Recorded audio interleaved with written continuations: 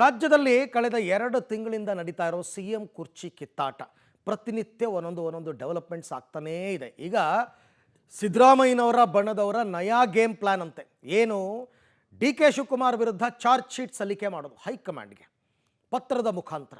ಅದರಿಂದ ಆಗ್ತಕ್ಕಂಥ ಬದಲಾವಣೆ ಏನು, ಇದಕ್ಕೆ ಈಗಾಗಲೇ ಸಿದ್ದರಾಮಯ್ಯ ಬಣದಲ್ಲಿ ಚಾಲನೆ ಸಿಕ್ಕಿದೆ.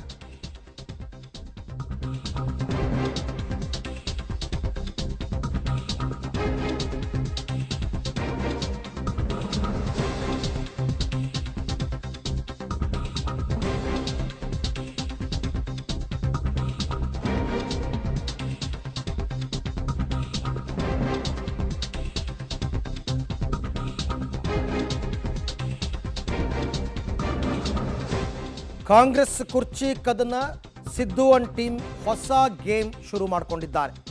ಸಿಎಂರಿಂದ ಹೈಕಮಾಂಡ್ ಇತ್ಯರ್ಥ ಮಾಡಲಿ ಎಂಬ ಅಸ್ತ್ರ. ಸಿದ್ದು ಬೆಂಬಲಿಗರಿಂದ ಹೈಕಮಾಂಡ್ ಅಂಗಳಕ್ಕೆ ಪತ್ರ ಪಾಲಿಟಿಕ್ಸ್ ಅಂತೆ.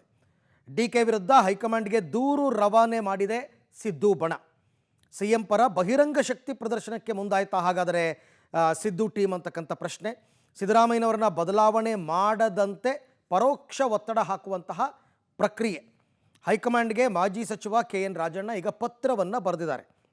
ಪತ್ರದಲ್ಲಿ ರಾಜ್ಯದಲ್ಲಿ ಮೂಡಿರುವಂತಹ ಗೊಂದಲ, ಅಭಿವೃದ್ಧಿ ಹಿನ್ನಡೆಯಾಗಿರೋದು, ಜನರಿಗೆ ಇದೆಲ್ಲದರಿಂದ ಬೇಸರವಾಗಿರೋದು ಎಲ್ಲವನ್ನ ಕೂಡ ಅವರು ಪತ್ರದಲ್ಲಿ ಉಲ್ಲೇಖ ಮಾಡಿದ್ದಾರೆ.